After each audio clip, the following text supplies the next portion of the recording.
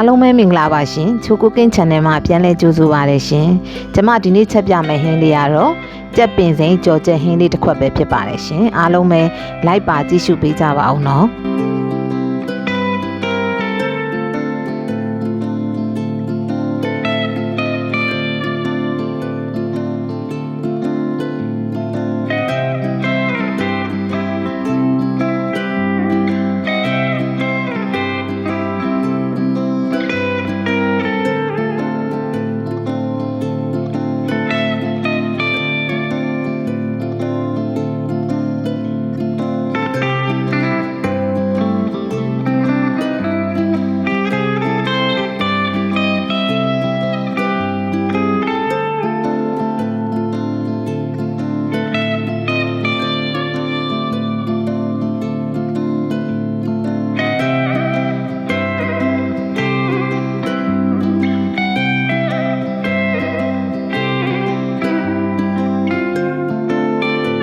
ဟုတ်ကဲ့အရင်ဦးဆုံးအိုးပူလာပြီဆိုရင်တော့စီထည့်ပါမယ်ရှင်စီကိုနည်းနည်းလေးများများထည့်ပါမယ်ရှင်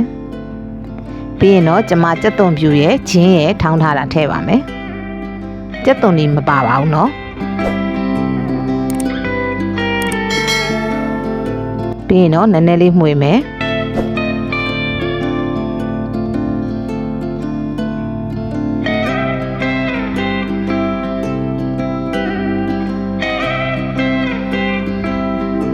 ဒီမှာစနွင်းမှုန့်မထည့်တော့ပါဘူးเนาะကြက်သားမှာစနွင်းထည့်နေထားတဲ့အတွက်မထည့်တော့ပါဘူးရှင်ပြီးတော့ကြက်သွန်လေးတွေနည်းနည်းရဲလာပြီဆိုရင်တော့ကျွန်မငရုတ်သီးအကျန်းပတ်ထည့်ပါတယ်ပြီးရင်ငရုတ်သီးအစိမ်းမှုန့်ထည့်ပါတယ်ရှင်ကျွန်မအဆက်ကြိုက်တော့ပေါ့เนาะနည်းနည်းငရုတ်သီးကိုနည်းနည်းများများလေးထည့်ပါတယ်ရှင်ပြီးရင်တော့အနံ့လေးမှုေးတောင်ကြော်ပေးရပါမယ်ပြီးငပြာရည်လေးဖြန်းပါတယ်ရှင်အဲ့ချိန်မှာငပြာရည်ဖြန်းလိုက်တဲ့ချိန်မှာတအားမှုေးနေတာပေါ့နော်ပြီးရင်တော့အချိုမုတ်ကလေးနည်းနည်းထည့်ပါတယ်ပြီးရင်တော့တေချာလေးမှုေးပေးပါမယ်ရှင်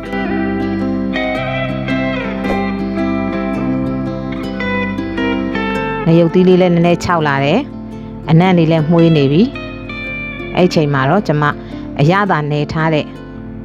ကြက်သားတွေထည့်ပါတယ်ရှင်ပြီးရင်တော့ကြော်ပေးပါမယ်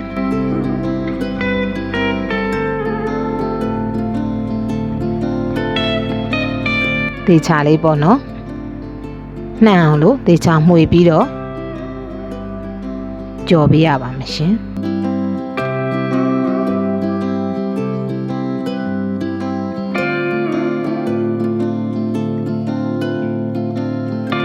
ဟုတ်ကဲ့အဲ့လိုလေးကြော်ပြီးသွားရင်တော့ကျွန်မရေလေးနည်းနည်းထည့်ပါတယ်ရှင်။နောက်တော့ကြက်သားလေးနူးဖို့အတွက်ပေါ့နော်။ရေလေးအများကြီးလည်းမထည့်ပါဘူးနည်းနည်းပဲထည့်ပါတယ်ရှင်။ကြက်သားတွေကိုလည်းပေါ့နော်ကျွန်မသေးသေးလေးတွေတုံးထားပါတယ်ရှင်။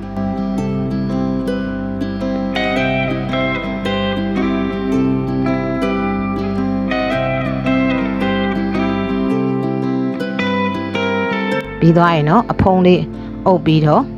ခဏတဲပေးရပါမယ်ရှင်ပြီးရင်တော့အဖုံးပြန်ဖွင့်ပြီးတော့ကြက်သားတွေကိုဟိုဘက်ဒီဘက်လှန်ပေးရပါမယ်ရှင်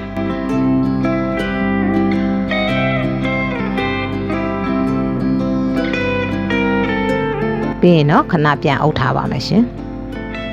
အဲ့လိုလေးနဲ့ပဲအဖုံးလေးဖွင့်လိုက်ဟိုဘက်ဒီဘက်လေးလှန်ပေးလိုက်နဲ့လုပ်ပေးရပါမယ်ရှင်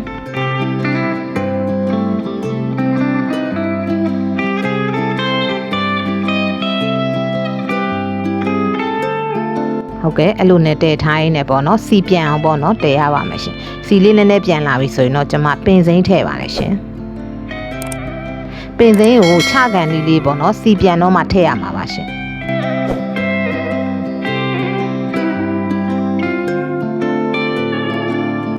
ပြီးရင်တော့